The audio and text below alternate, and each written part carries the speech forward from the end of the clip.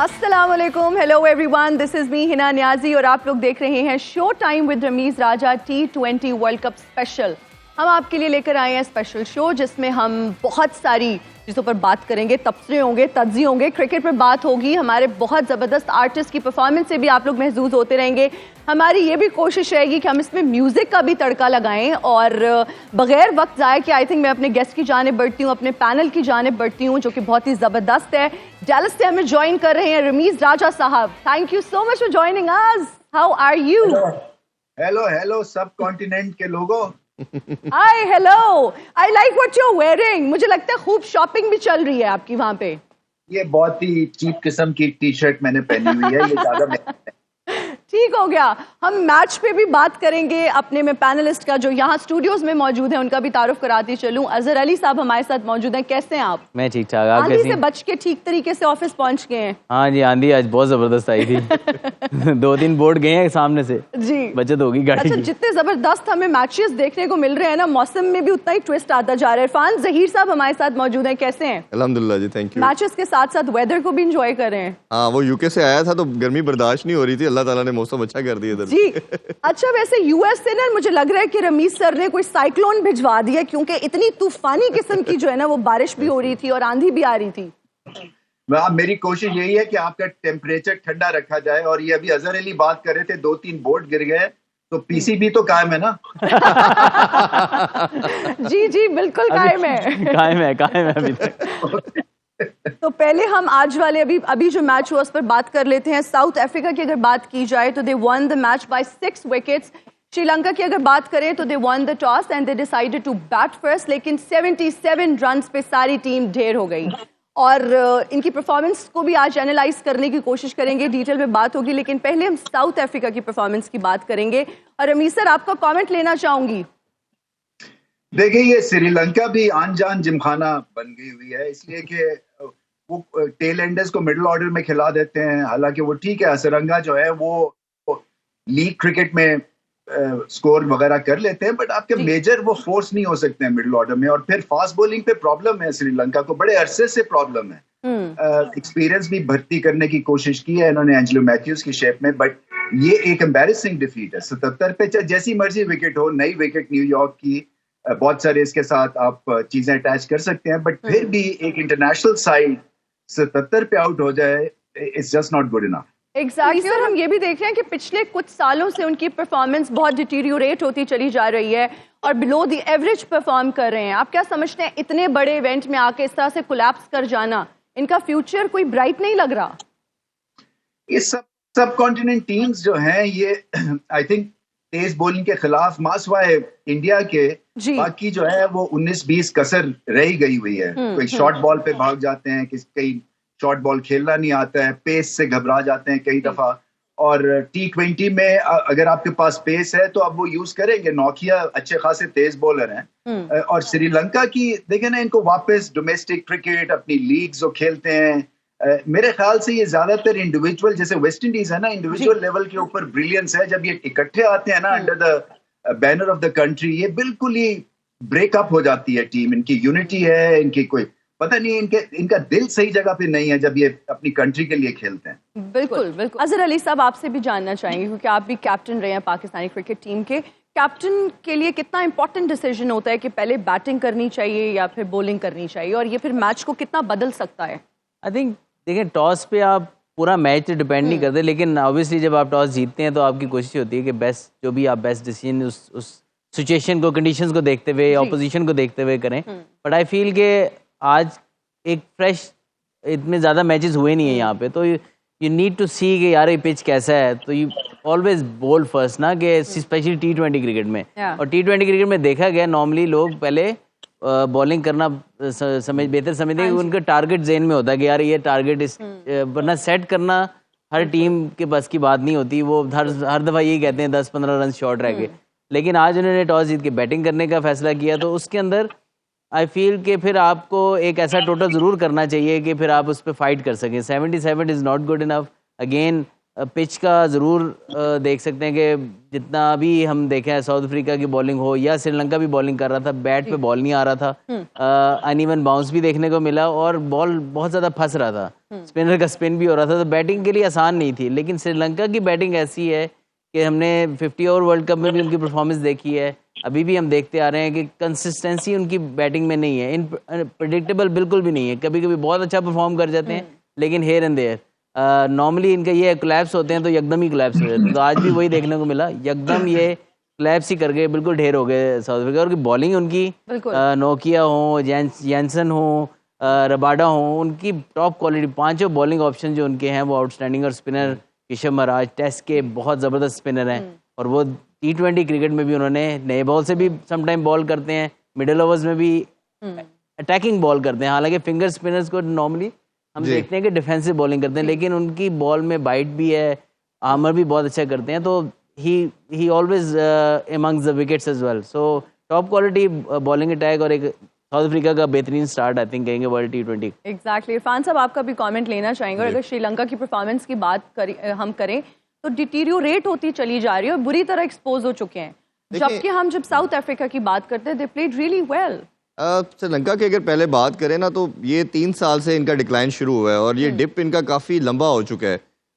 कप्तान भी इन्होंने पहले शानका था, अभी नया कप्तान हसरंगा को रखा, बट इसकी जो सबसे बड़ी रीज़न मुझे लगती है कि जो वेस्ट इंडीज़ की तरह की इनकी इनकन्सिस्टेंट परफॉर्मेंस के पीछे इनकी बैटिंग का बहुत बड़ा मामला है कि बैटिंग इनकी कभी भी कंसिस्टेंट परफॉर्म नहीं कर रही। लास्ट इंडिया में भी वर्ल्ड कप में हमने देखा कि बिट्स एंड पीसेस में परफॉर्मेंस थी, किसी मैच में अच्छा रन कर दिया, 80% एकदम ही कोलैप्स होते हैं। जैसे फाइनल में आपको याद होगा एशिया कप के फाइनल में ये 50 रन पे ढेर हो गए भारत के अगेंस्ट। इसी तरह हमसे एक फाइनल जीते, सिर्फ एक ही इनकी परफॉर्मेंस है, वो हमारे खिलाफ इनका एशिया कप जीतना था, वो भी एक हमने चांस दिए इनको, कैचेस ड्रॉप किए और ओबियसली ये फिर एशिया कप हमसे ले गए। बट इसके पीछे एक माइंडसेट, सोच भी नजर आती है, जो अक्सर हम बात करते हैं, जो कंट्री की सिचुएशन होती है, टर्बुलेंस होती है, वो आपकी स्पोर्ट्स में रिफ्लेक्ट करती है।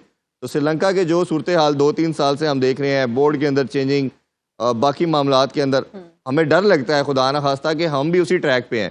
हमारा जिस तरह कल भी मैंने बात की थी कि 5-6 चेयरमैन का चेंज हो जाना, कंट्री की जो सारे हालात हैं, हम भी उसी रास्ते पे हैं। हमारे पास एक ही स्पोर्ट है, दैट इज क्रिकेट, जो पूरी नेशन को यूनाइट करती है, पूरी नेशन को प्लेयर प्रोवाइड करती है।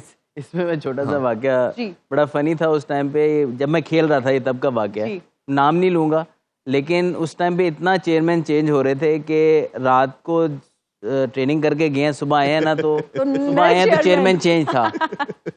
स्विमिंग पूल में सुबह हमारा रिहैब सेशन, स्विमिंग पूल में मैंने छलांग मारी है, जब निकला हूँ बाहर तो कहते हैं एक दफा फिर चेंज हो गया। तो इतनी एकदम चेंज हो रहे थे, तो हमने ये टाइम भी देखा है। तो अभी तो सिर्फ 3-3 महीने बाद चेंज हो रहे थे। ये मेरा ख्याल है कि जब तक ये स्टेबिलिटी नहीं आएगी किसी सिस्टम के अंदर, बट ये प्लेयर के ऊपर भी रिस्पॉन्सिबिलिटी है, आप उसको कहीं जस्टिफिकेशन नहीं दे सकते। श्रीलंका का ये जो बंच है लड़कों का, ये भी आप देखें तो हमारे बंच की तरह 3-4 साल से कंसिस्टेंट खेल रहा है, कोई भी यंगस्टर नहीं है। बट डिस्पाइट ऑफ इट, अगर आप ये देख रहे हैं कि परफॉर्मेंस में कंसिस्टेंसी नहीं है, तो इसका मतलब ये है कि आपका कहीं ना कहीं फंडामेंटल सारी खराब है। तो मेरा ख्याल है इनको अब दोबारा से रिवैम्प करना पड़ेगा, बैठना पड़ेगा, अदरवाइज तो ये मेयर पार्टिसिपेशन की तरह आ रहे हैं जैसे एसोसिएट टीम आ रही है, उसका फायदा नहीं। अच्छा रमीज सर, हम श्रीलंका की परफॉर्मेंस की बात कर रहे हैं और हम ये कह रहे हैं कि डिटीरियोरेट होती चली जा रही है, जबकि अगर हम अपनी टीम की परफॉर्मेंस की बात करें तो वो भी उनके साथ साथ ही हमें उनकी परफॉर्मेंस भी नजर आ रही है। आपका कमेंट लेना चाहेंगे? नहीं, मैं सिर्फ ये कह रहा था कि देखें, जो आप क्या जो कोचिंग स्टाफ होता है ना, जो आपने स्पेशलिस्ट रखे होते हैं एनवायरनमेंट को अच्छी तरह से पॉजिटिव तरह से मेंटेन करने के लिए, या डिसीजन मेकिंग स्ट्रांग हो, कप्तान की हेल्प करें, वहां पे मुझे ऐसा लगता है कि कई दफा ये जो आपका कलेक्टिव स्टाफ है ना, वो भी कहीं हेल्प नहीं करता है कप्तान की। अब देखें ना, सिचुएशन ये है कि ड्रॉप इन पिच है, नई पिच है, किसी को पता नहीं है कैसे खेलेगी, तो लॉटरी है। तो लॉटरी में क्या करते हैं आप, पहले तो नहीं बैटिंग करते हैं ना, तो जो आपका स्टाफ होता है ना, कोचिंग स्टाफ, उसकी बहुत बड़ी रिस्पॉन्सिबिलिटी फिर बन जाती है कि वो ऐसी चीजों के ऊपर कंडीशंस को रीड करें, कप्तान की मदद करें, टॉस पे क्या करना है कप्तान की मदद करें, अपनी उसी तरह से स्ट्रेटेजी बनाएं, कप्तान को सजेस्ट करें कि इस पिच पे कौन से बॉलर्स आप खिला सकते हैं, बैट्समैन किस तरह से खेलना चाहिए इनको। सो कहीं ना कहीं यहाँ पे भी कसर रह गई है श्रीलंका की, कि जो इस सिचुएशन में तो कोई हेल्पिंग हैंड स्टाफ ने प्रोवाइड नहीं किया इनको। बिल्कुल सही। और रमीज भाई आप ये भी ऐड कीजिएगा, हसरंगा का खुद चौथे नंबर पे आ जाना एज ए कैप्टन, वो एक ऐसा डिसीजन था जिससे मेरा ख्याल है पूरा मोमेंटम डिप कर गया। मैं आपको बताऊं, ये इनको गलत फहमी हुई हुई है जब से ये लंका प्रीमियर लीग में इन्होंने चौके छक्के लगाए ना। हमें पता है कि इस तरह की फ्रेंचाइजीज में 2-4 बॉलर्स माफिक आपको मिल ही जाते हैं। सो इसका ये मतलब नहीं है कि आप ब्रेडमैन बन गए हैं या आप कोई कोई संगाकारा बन गए हैं, सनत जयसूर्या बन गए, ऐसा नहीं है। वो लिमिटेड है और वो चलाते हैं, वो गत्का चलाते हैं, वो अच्छी पिच के अच्छे स्लॉगर हैं, मगर ऐसी पिच के ऊपर टेक्नीशियन की जरूरत थी मिडिल ऑर्डर में, जो कि नहीं था श्रीलंका के पास। बिल्कुल। अच्छा अजहर अली साहब, अगर हम एंड्रिक नॉकिया की बात करें, मैन ऑफ द मैच भी रहे, 4 ओवर्स में 7 रन देकर उन्होंने 4 खिलाड़ियों को पेविलियन की राह दिखा दी, तो कैसे एनालाइज करेंगे? देखिए नोकिया की पेस खेलते हुए, मैं भी खेला हूँ उसको, तो खेलते हुए आपको पता होता है कि यार he is coming fast 150 plus all the time, और फिट है, इनका एक्शन बड़ा स्मूथ है, और जब उनको कंडीशन ऐसी मिल जाए ऑन टॉप ऑफ इट तो ही बिकम्स काइंड ऑफ अनप्लेएबल। पर अगेन रमीज भाई ने बात की कि टेक्निक, वहाँ पे आपको अच्छी टेक्निक चाहिए होती है, बेस चाहिए होती है। अब T20 क्रिकेट में पावर हिटिंग है, सब कुछ है, लेकिन जब कंडीशन मुश्किल आ जाए तब आपको प्रॉपर टेक्निक की जरूरत पड़ती है, थोड़ा सा प्रेशर को एब्जॉर्ब करने की जरूरत पड़ती है, और आपको असेस करना होता है यार कि इस पिच के ऊपर हम 170 180 नहीं करेंगे, इस पे 130 135 पे अच्छा मैच होगा और हम इस पे जीत सकते हैं। तो वो एक एक्सपीरियंस प्लेयर या एक अच्छा टेक्निक वाला प्लेयर ही उससे निकाल सकता है। आप उसमें एक छक्का मार देंगे, अगली गेंद पे फिर आउट हो जाएंगे। तो आई थिंक नोकिया हो या रबाडा हो, साउथ अफ्रीका की इस तरह की पिच के ऊपर बॉलिंग वैसे ही बहुत डेंजरस है। तो नोकिया तो टेस्ट क्रिकेट में भी स्पेल्स करते आ रहे हैं, और आज भी उन्होंने एक और स्पेल करके दिखाया, और उन्हें 5th बॉलर यूज़ किया। ये भी नहीं कि उनको नए बॉल से बॉल बहुत जल्दी ले आए थे, तो 5th ऑप्शन था वो, लेकिन again he made impact and he did a wonderful job. अच्छा, जब हम साउथ अफ्रीका की बात करते हैं फान साहब, और हमने अक्सर देखा है कि बड़े इवेंट में जाके, सेमीफाइनल में अक्सर जाके चोक कर जाते हैं, they are known as chokers. अभी क्या लग रहा है कि क्या इस बार कुछ नया करेंगे, और वो जो उन पे एक ठप्पा लग गया है ना चोकर्स वाला, क्या उसको खत्म कर पाएंगे? ये बेस्ट आंसर तो वो खुद देना चाहिए उनको। बट बिल्कुल ठीक बात है, हमने लास्ट 50 ओवर वर्ल्ड कप में भी जब देखा था 2-3 मैचेस के बाद, तो सबसे आइडियल कॉम्बिनेशन जो बैलेंस नजर आया वो साउथ अफ्रीका का नजर आया, जिसमें आपको ब्लेंड नजर आता था फास्ट बॉलिंग का, मिडल ऑर्डर का, पावर हिटिंग का, जबरदस्त ओपनर का, सवाए उनका जो कैप्टन बमुम्मा थे, उसके अलावा तो सबकी जगह बनती थी। तो इस दफा तो इनका कैप्टन भी बड़ा मुझे जबरदस्त पसंद है कि वो अग्रेसिव खेलता है। आज उसकी जो फील्ड प्लेसिंग आप चेक करें, जो हम अक्सर बाबर से बात करते हैं कि विकेट लेने के बाद अटैक करना है, बाबर स्प्रेड कर देता है विकेट को, आप रन देना शुरू करता है, फील्ड प्लेसिंग पीछे ले जाता है। तो ये आपका कैप्टन को इतना क्लेवर जरूर होना चाहिए कि अगली उसकी गेम सेंस इतनी फास्ट होनी चाहिए कि बॉल टू बॉल वो चेंजिंग करे। और ये मेरा ख्याल है कि आइडियल आज उन्होंने कप्तानी भी की, जिस तरह की उन्होंने बॉलिंग चेंजिंग की, जिस तरह की फील्ड प्लेसिंग की, वो देखने के काबिल थी। और ऑन पेपर तो देखा जाए हमेशा सेमीफाइनल के अंदर आपको लगता है कि साउथ अफ्रीका तो मस्ट आएगा, बट कहीं ना कहीं सेमीफाइनल में जाके पता नहीं उनका कोई माइंड का ब्लॉक बन गया है या कोई जिंक्स अटैच है उनके साथ कि जैसे ही वो आएंगे सेमीफाइनल में उन्होंने चौक करना, और हर दफा होता है ऐसा ही होता है। वो अब हम भी चाहते हैं कि किसी तरह ये ब्रेक हो। नहीं, जो 50 ओवर में था, 50 ओवर में वी थॉट कि no this is their time now. जिस तरीके से जो उनका मिडिल ऑर्डर था, मोस्ट एक्सप्लोसिव मिडिल ऑर्डर था और मोस्ट कंसिस्टेंट जा रहा था, लेकिन all of a sudden knockout में आगे ही होता है। जब तक ये उन गेम्स को एंजॉय करना नहीं शुरू करेंगे, एक्सपेक्टेशन अपनी, जैसे एक प्लेयर का होता है ना यार, ये 50-60 के दरमियान आउट हो जाता है, तो उनका मेंटल ब्लॉक बन जाता है, यार मैं 100 नहीं कर पा रहा, मैं 100 नहीं कर पा रहा। और आप जितना फिर उस बारे में सोचते हैं उतना आप उसमें गिरते चले जाते हैं, आप फिर पैनिक करते हैं। आई थिंक जब भी ये सेमीफाइनल में पहुंचे तो इनकी कोशिश ये होनी चाहिए उस गेम को एंजॉय करें। Just play the game, don't think of winning, just express yourself. और इसी तरह आई थिंक जब भी आप अंडर प्रेशर होते हैं तभी ऐसे ही निकलते हैं, जब you stay positive and you start enjoying the game। बिल्कुल। रमीज सर, आप कोई कमेंट देना चाह रहे थे, आपसे हम कमेंट लेना चाहेंगे आपका। मैं पता नहीं, इनको चोक स्विच अपना बदल लेना चाहिए मुझे। अच्छा रमीज भाई, इससे आपसे क्वेश्चन ये पूछना था कि जो हम यूएसए की पिचेस देख रहे हैं, स्लगिश पिचें हैं, विकेट्स का आइडिया नहीं है, पाकिस्तान के क्या चांसेस देखते हैं? क्योंकि जब फ्लैट विकेट्स आती हैं तो हम देखते हैं कि हम फंस जाते हैं। ऐसी विकेट्स क्या आपके ख्याल में पाकिस्तान को हेल्पफुल हो सकती है? देखिए, फसवी पिचेस होंगी, कहीं गेंद स्पिन करेगा, कहीं गेंद सीम करेगा, कहीं गेंद रुक के आएगा, कुछ अच्छी बैटिंग स्ट्रिप्स भी होंगी जरूर। सो आपको एडजस्ट करना है। और वही बात है कि कई पिचेस होती हैं जहां पे पहला आपका जो एक माइंड होता है ना, वो होता है मैं चौका या छक्का लगाऊं। ये पिच ऐसी है जहाँ पे आपका पहले माइंड होगा कि रोटेशन ऑफ स्ट्राइक करूं और फिर गेंद मिलेगा तो चौका लगाऊं। आई थिंक थोड़ा सा पाकिस्तान को एडजस्ट करना पड़ेगा, इसलिए जो प्रेशर होगा वो ओपनर्स पे होगा वंस अगेन, क्योंकि अगर वो कहीं अच्छा स्टार्ट दे गए फिर कहानी आसान हो सकती है। अदर भाई इसे भी जानते हैं, अदर भाई आपका क्या ओपिनियन? नहीं बिल्कुल, आई थिंक जब थोड़ी सी कंडीशन फ्रूटफुल होती है बॉलिंग के लिए, स्पेशली स्पिन भी हो रहा हो तो लेकिन रिसेंट पास में देखा हमारे स्पिनर ने स्ट्रगल जरूर किया है, लेकिन इमाद वसीम के आने से आई थिंक कि वो इस तरह की विकेट्स पे बहुत अच्छी बॉलिंग करेंगे।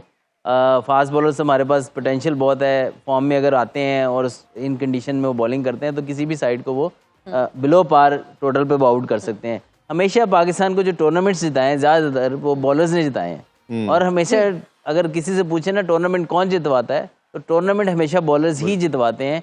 बैटिंग मैचेस जितवा सकती है लेकिन हमेशा बॉलर्स ही टूर्नामेंट जितवाते हैं। तो आई एम श्योर कि इन कंडीशंस में पाकिस्तान की बॉलिंग फ्लरिश करेगी और पाकिस्तान की बैटिंग उसको बैक करेगी। और सबसे ज़्यादा इंपॉर्टेंट है कि जब आप एक होके खेलते हैं तो आपकी फील्डिंग बहुत अच्छी नज़र आती है। जब तक फील्डिंग में स्पार्क आपके नज़र नहीं आएगा, हम चैंपियंस ट्रॉफी जीते थे, हमें फील्डिंग में स्पार्क बहुत नज़र आता था कि लड़के जान मारते नज़र आ रहे हैं, एक एक रन के लिए फाइट कर रहे हैं। आई थिंक कि पाकिस्तान के चांसेस इन कंडीशन में ज़्यादा हो सकते हैं। अजहर भाई हमारे बैटर नहीं फंस जाएंगे इसमें बैटर भी तो हमारे फंस सकते हैं ना। इनका स्पार्क प्लग। अच्छा, मैं रमीज सर से भी जी रमीज सर, हम जानना चाहेंगे अगर पाकिस्तान इंडिया के मैच की बात करें तो वो भी इन्हीं पिचेस पर होने हैं, आपको क्या लगता है ये पिच किस टीम को फेवर करेगी? अच्छा, पहले मुझे ये बताएं, हमारे पास बड़े अक्लमंद यहाँ पे इंक्लूडिंग यू, आप जो क्रिकेट की बहुत गिरफ्त है आपको भी, तो क्या आपको ये पता है कि इंडिया जो है इरिस्पेक्टिव के नंबर 1 या नंबर 2 आएंगे, उनका सेमीफाइनल गयाना में है? आपको आइडिया है इस चीज का? जी सर, आइडिया है, अब हो गया है। तो आप ये देखें कि वो एक तरह से इसीलिए उन्होंने इतने ज्यादा स्पिनर्स पिक किए हैं क्योंकि गयाना में गेंद में स्पिन होना है। तो मुझे जब कल तो नहीं, जब मैं इंग्लैंड में बीबीसी पे कमेंट्री कर रहा था तो मुझे ये सवाल किया गया कि आपको इस चीज का आइडिया है कि सेमीफाइनल जो है, क्योंकि वो कह रहे हैं जी पीक आवर्स में हमने इंडिया में ये मैच दिखाना है, तो पीक आवर जो है वो गयाना में फिर सुबह का मैच बनता है, क्योंकि जो दूसरा सेमीफाइनल है वो रात को है, तो रात को फिर वो ऑफ पीक हो जाता है। तो मैं ये समझ रहा हूँ कि अभी तक इस बात का पता नहीं पाकिस्तान में या कहीं इसके ऊपर डिस्कशन हुई है या नहीं हुई है।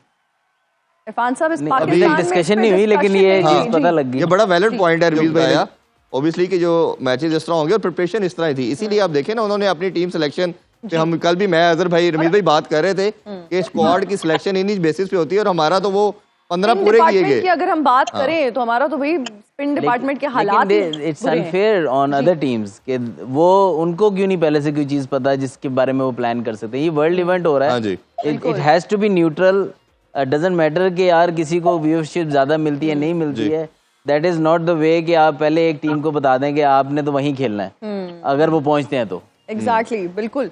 अच्छा, अब हम उससे पहले वाले मैच की बात कर देते हैं जो कि ओमान और नमीबिया के दरमियान हुआ, और लो स्कोरिंग मैच था लेकिन बहुत ही दिलचस्प मुकाबला हमें देखने को मिला, और जो इंटरेस्टिंग चीज़ है वो हमें पहला सुपर ओवर देखने को मिला वर्ल्ड कप का। जी रमीज सर, आप कुछ कह रहे हैं? नहीं, मैं कुछ नहीं कह रहा, मैं सुन रहा हूँ आप। अच्छा, ओके तो आपका भी हम कमेंट लेना चाहेंगे इस हवाले से, क्या कहेंगे पहले सुपर ओवर के हवाले से? देखिए, काफी इंटरेस्टिंग मैच था, वेल कंटेस्टेड होते हैं। कई जो छोटी टीम्स है ना जिसके ऊपर ज्यादा फोकस नहीं होता है, वो आपको सरप्राइज करती हैं जी, क्योंकि एक तो आपको एनालिसिस के जो आपका एक विंग होता है ना वो थोड़ा सा ऑफ हो जाता है, क्योंकि आपको आइडिया नहीं है इन प्लेयर्स की स्ट्रेंथ्स और वीकनेसेस का, क्योंकि इंटरनेशनल सर्किट में है नहीं, और फिर ये पूरा जोर लगाते हैं, और अगर विकेट ऊपर नीचे मिलती है, पिच कंडीशंस ऊपर नीचे होती हैं, तो फिर ये बड़ी टीमों को भी फंसा सकते हैं। बट ये टेम्परामेंट जो है वो अच्छी तरह से टेस्ट हुआ, और इसी तरह से ये पॉपुलर होगी, क्योंकि ऐसी अगर हेडलाइंस लगेगी सुपर ओवर की तो फिर ही ये टूर्नामेंट आगे जाके जान पकड़ेगा। बिल्कुल। अजहर अली साहब, आप क्या समझते हैं आगे भी हमें वर्ल्ड कप में जाके सुपर ओवर्स देखने को मिलेंगे? और फिर जब हम इस तरह की टीम्स की बात करते हैं, क्या ये आगे जाके बड़ी टीम्स को टफ टाइम दे सकती हैं? सबसे तो बड़ी जबरदस्त हुई कि जो मैच समझ रहे थे ना यार ये बदमजा से मैचेस होंगे, इतना मजा नहीं आएगा, लेकिन वो एक पूरे टूर्नामेंट को इग्नाइट कर दिया उन्होंने इस मैच के बाद। इवन के दोनों बड़ी लाइक एसोसिएट टीम्स हैं, टेस्ट प्लेइंग नेशंस नहीं है, लेकिन ये सुपर ओवर होना, लो स्कोरिंग गेम था लेकिन एंटरटेनिंग इन सेंस था कि बहुत फाइट नजर आई दोनों टीमों की तरफ से। पिच थोड़ा सा ऑब्वियसली मुश्किल था अगेन, लेकिन वही बात है ना, इन्होंने ऐसा टोटल किया ओमान ने कि उसको वो ऑलमोस्ट डिफेंड कर चले थे। अगर वो रन आउट हो जाता आखिरी, डेविड विसे से लास्ट बॉल पे नहीं लगी तो वो रन आउट अगर वो कर जाते विकेट कीपर तो वो मैच जीत जाते।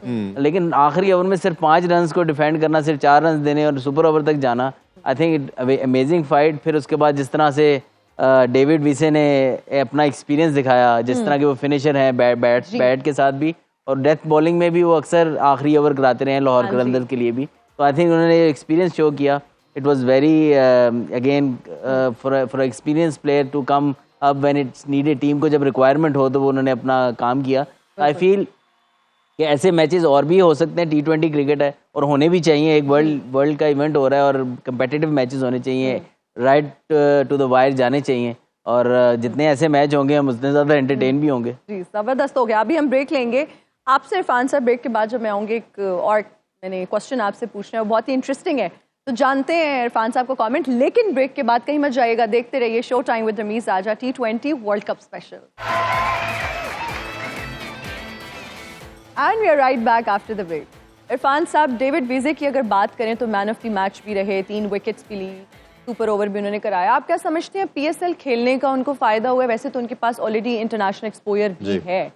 मेरा ख्याल है PSL का थोड़ा बहुत हो सकता है, सारी दुनिया में खेलते हैं, असल एक्सपीरियंस तो उन्होंने लिया जब वो साउथ अफ्रीका की तरफ से खेलते थे, और जब उनको रियलाइज़ हुआ कि शायद उनका स्पॉट नहीं बन रहा तो वो नमीबिया शिफ्ट हो गए, फिर उनकी तरफ से अब खेल रहे हैं। ये कल हमने कोरे एंडरसन का भी देखा कि वो पहले न्यूजीलैंड की तरफ से खेलते थे, अब USA की तरफ से आए, तो ये भी एक ट्रेंड अब काफ़ी ज़्यादा होना शुरू हो गया है। बट जिस तरह कल रमीज़ भाई बात कर रहे थे कि जब तक आपके अपने कल्चर के अंदर क्रिकेट नहीं आएगी, उनके DNA के अंदर वो स्पोर्ट नहीं आएगी, एक्सपर्ट साइड पे नहीं होंगे, वो स्पोर्ट फ्लरिश नहीं करेगी। तो ये ओबियसली डेविड विसे की जब तक बात करें, कल अदर भाई की प्रेडिक्शन थी मैन ऑफ द मैच यही होगा, और मैंने इन्हें काउंटर किया था, आपको नाम ही शायद नहीं कहा था। प्रेडिक्शन तो उनकी ठीक साबित होगी। वैसे काफी प्रेडिक्शंस आपकी सच साबित हुई हैं। हाँ, किसी दिन हो जाता है। आपके पास भी तोता है? नहीं, लेकिन उनकी वजह यही थी। मेरी कोई तोता फाख्ता कुछ नहीं है। मजे की बात ये थी मेरा सिर्फ तुक्का है, वो किसी दिन लग जाता है। हम सबको सिर्फ डेविड विसे का नाम ही आता था, तो वो वही मैन ऑफ द मैच हो गया। लेकिन उन्होंने प्रूव किया कि क्रंच टाइम के ऊपर जब ऐसे प्रेशर टाइम आता है, उधर आपका एक्सपीरियंस मैटर करता है। और ये जितनी एसोसिएट टीम्स हैं, जितना ज्यादा ये खेलेंगी, as much as they will play, उतना इनका एक्सपोजर आएगा, इनका टेम्परामेंट स्ट्रॉन्ग होगा, और ये फिर चैलेंज करेंगी। और जिस तरह का पहला मैच नमीबिया और हमने ओमान की बात की, ये जिस तरह इस सिचुएशन में आते जाएंगे। और अच्छी चीज़ ये है कि ये मेयर पार्टिसिपेशन के लिए मुझे लगता है कि नहीं है, 2 माइंड सेट है। एक है कि हमने वर्ल्ड कप आगे, आप पार्टिसिपेट करें, देखी जाएगी। एक है कि नहीं, आपने फाइट करनी है। उन्होंने 1 से 9 रन पे भी फाइट की और टफ टाइम दिया। तो ये जो माइंड सेट है ना, ये आपको स्पोर्ट्स में लाइव आगे बड़ी टीम्स को जाके भी शायद टफ टाइम दे दें। बिल्कुल देंगे। अच्छा, जब हम बॉलिंग की बात करते हैं, आप क्या समझते हैं आज के मैच की अगर हम बात करें, क्या दोनों टीम्स की बॉलिंग बहुत अच्छी थी या फिर कोई पिच का भी बीच में अमल दखल था?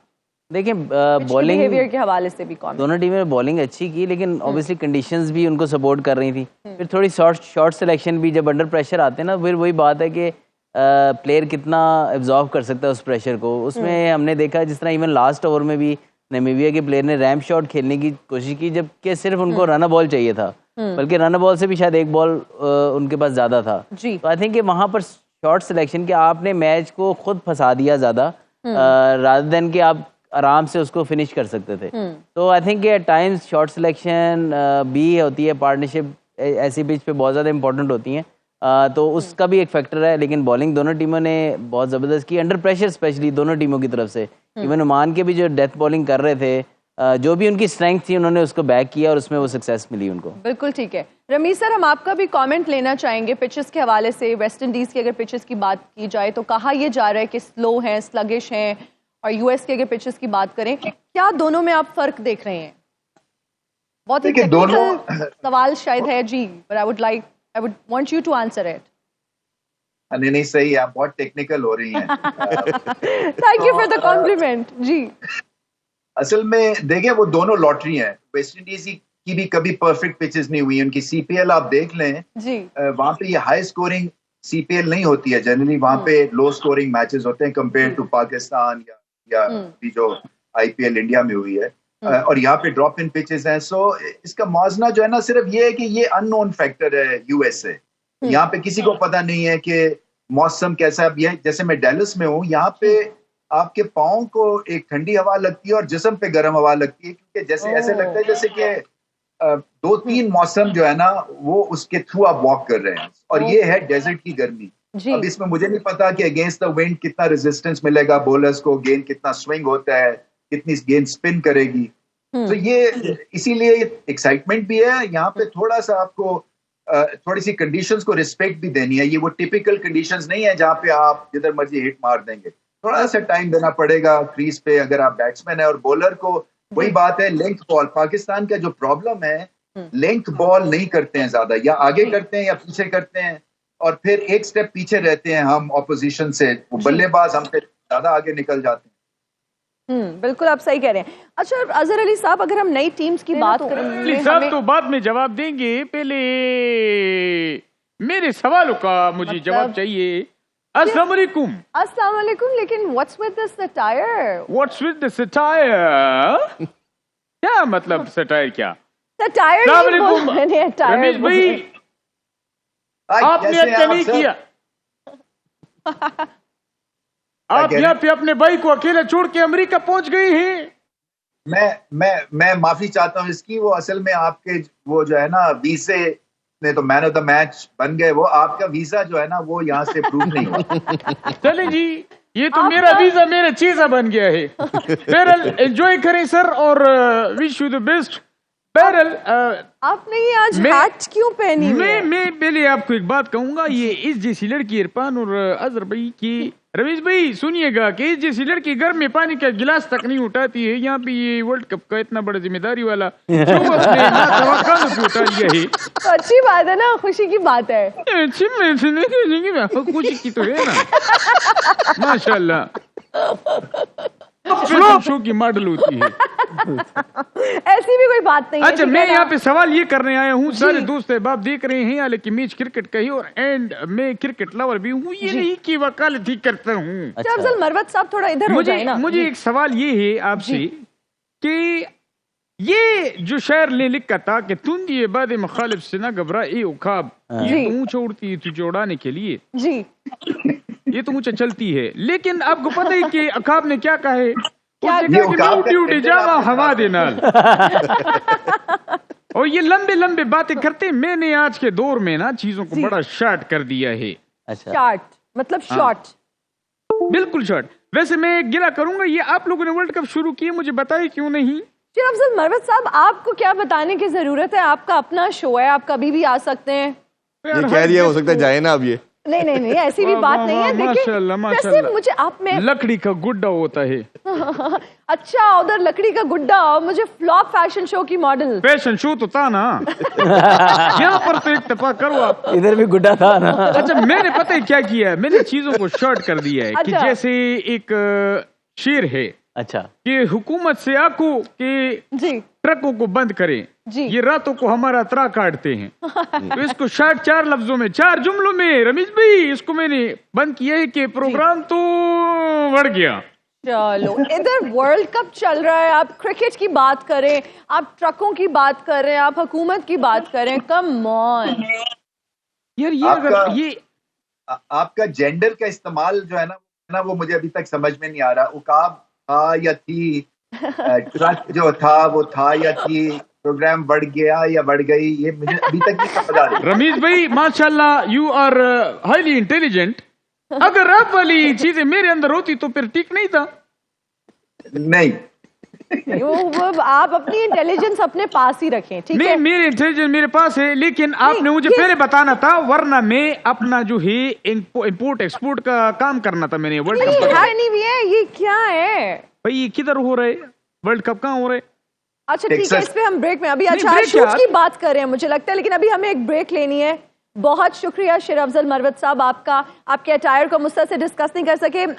अच्छा होता अगर आप इसको आयरन मैं एक ही बात कहूंगा, वो अपने मुंह से निकली बात पर अड़ गया, प्रोग्राम तो मेरा बढ़ गया। नाजरीन अभी लेंगे ब्रेक, हाजिर होंगे ब्रेक के बाद। देखते रहिए show time with Rameez Raja, T20 world cup special. Welcome to show time with Rameez Raja T20 world cup special. Rameez sir, आपका कमेंट लेना चाहूंगी। अगर हम अपनी टीम की बात करें, अभी जो है वो सीरीज हार कर आए हैं, मोराल काफ़ी ज़्यादा डाउन होगा। प्रेपरेशंस के हवाले से हम जानना चाहेंगे कि प्लेयर्स की प्रेपरेशंस कैसी जा रही हैं, मोराल उनका कैसा है, क्या वो एक्साइटेड हैं, कॉन्फिडेंट हैं, बॉडी लैंग्वेज से क्या लग रहा है? देखिए, कल भी बात की थी कि कॉम्बिनेशन जो है ना उसको एड्रेस करना है, I think more than anything right now. और उसमें ओपनिंग किससे करवानी है, मेरे ख्याल से वो 6-8 महीने के बाद फिर जो है वो फुल सर्कल आ गया रिजवान और बाबर के ऊपर। मिडिल ऑर्डर में क्या आपको चेंजेस करनी है, नहीं करनी है, फास्ट बॉलर्स कौन से खेलते हैं, कौन से स्पिनर्स खेलते हैं, तो बेसिक इश्यूज हैं, ये मेजर इश्यूज हैं, बेसिक और मेजर इश्यूज। इससे जब आगे निकलेंगे तो फिर बाकी चीजें आती हैं। अभी तो सिलेक्शन के ऊपर ही जो है वो सुई फंस गई हुई है और ये होना नहीं चाहिए था। आई थिंक उस लिहाज से पाकिस्तान सबसे ज्यादा इल प्रिपेयर्ड टीम आई है इस टूर्नामेंट में, क्योंकि बाकी टीम्स आती हैं वो एक आधा चीज को ट्वीक करते हैं, उसके बाद अल्लाह अल्लाह खैर सल्ला, यहाँ पे 4-5 चीजें ठीक होनी है। सो मोरल भी डाउन है इसलिए कि वो सीरीज हार के आ रहे हैं। ठीक है, इंग्लैंड की अच्छी टीम है मगर पाकिस्तान की खराब टीम नहीं है, खासतौर पे जो बॉलिंग है, मगर रन ज्यादा नहीं किए तो फिर बॉलर्स भी बेबस हो जाते हैं। सो ये 50-50 है इस वक्त काम, और ये पहली जीत इंपॉर्टेंट है, इसीलिए ये मैच जीतेंगे, इससे कॉन्फिडेंस आएगा। चाहे जैसी मर्जी ऑपोजिशन हो, कंडीशंस को जज करना, फिर उस हिसाब से कॉम्बिनेशन ठीक उतारना, फिर जीतने से बहुत सारे मसले हल हो जाते हैं।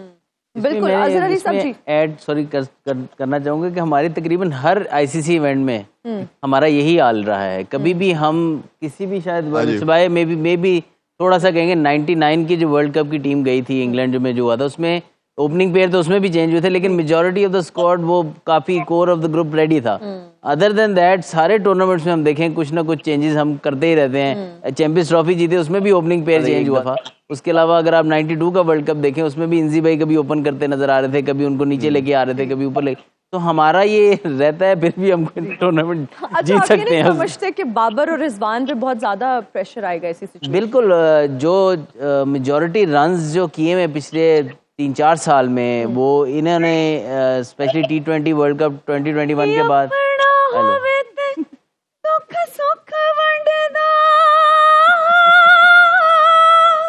नसीबो जी, कोई अपना होवे ते दुख सुख वंडदा, किसे गैर ते करिए की मान सजना।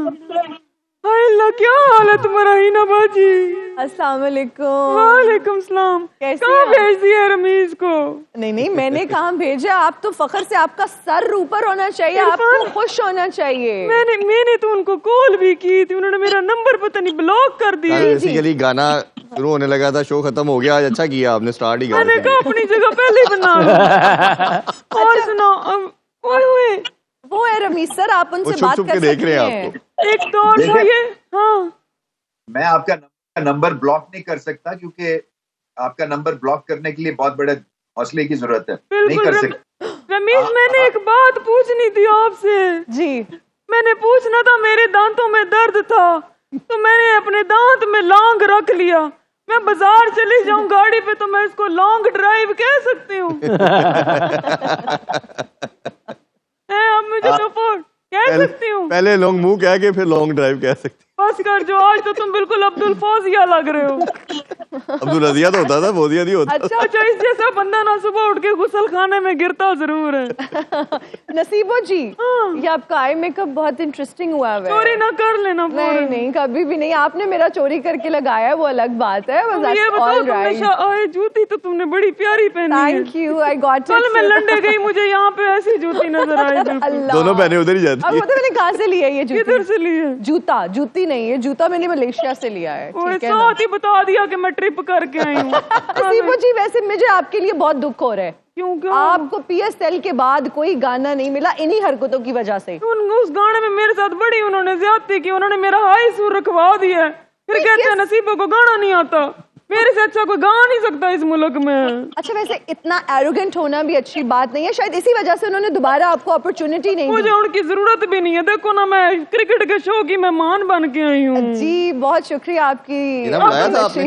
जी वो अनइनवाइटेड आ गई तीसरा है भाई कहाँ है? आज डर के मारे नहीं आया। कल हम ब्रेकफास्ट कह दिया ना उसे कहना माफ करे वापस नसीबो आए। जी आपका बहुत शुक्रिया, रमीज सर आपका बहुत शुक्रिया, thank you for joining us. Azhar Ali साहब आपका बहुत शुक्रिया, इरफान साहब आपका बहुत शुक्रिया।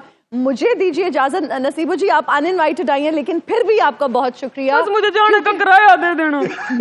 ओके नाज़रीन, इसके साथ ही हमारे शो का वक्त हुआ खत्म। आपसे मुलाकात होगी कल 11:03 पे। अपना बहुत ख्याल रखिएगा।